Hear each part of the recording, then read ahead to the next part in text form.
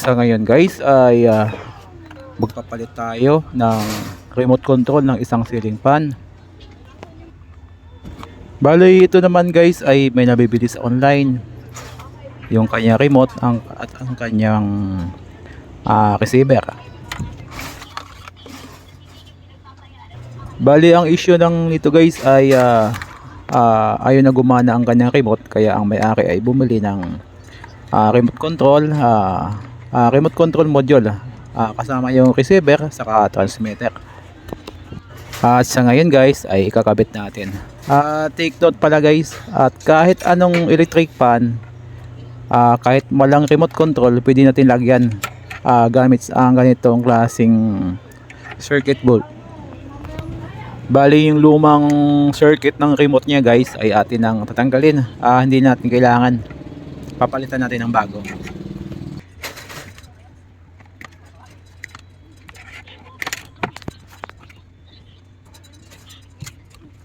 Ito yung kanyang bagong board guys, at yun ay ipapalit natin.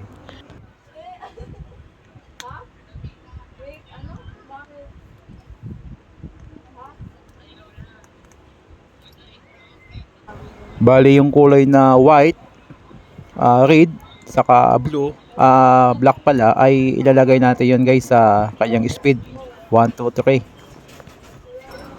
Kailangan guys ay walang short circuit sa ating paglalagay. Yung mga standard wire niya ay hindi dapat magkadikit-dikit kasi magkaroon yan ng short circuit. Tapos naman guys, yung line at saka yung line 1 saka line 2 ng ating supply ng electric fan ay ilalagay din natin yan sa letter L saka in na makikita natin sa board.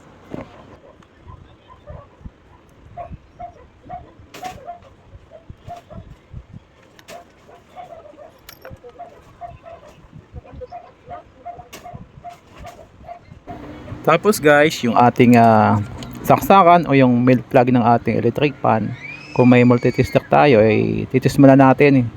Kailangan ma-detect natin na walang short circuit para safe ang ating ginagawa. At ito yun guys, yung ating line 1 saka line 2 ng ating electric fan.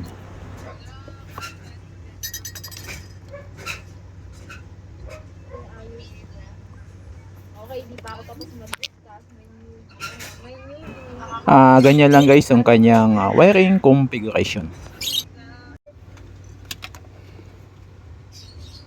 At ito na guys, ang pinakahihintay natin ay susubukan na natin kung gagana ang ating ginawa. Umilaw ng ating board, ibig sabihin may pumapasok na power. At ito guys ay gumana na. Umikot ng ating electric fan. Ang kanyang speed ay okay na rin. Ibig sabihin guys, 100% working na ito. Ang ating ginawa lang guys ay nagpalit tayo o nag-install ng remote control ng isang ceiling fan. Okay guys, thank you for watching po. Sana ay may natutunan kayo.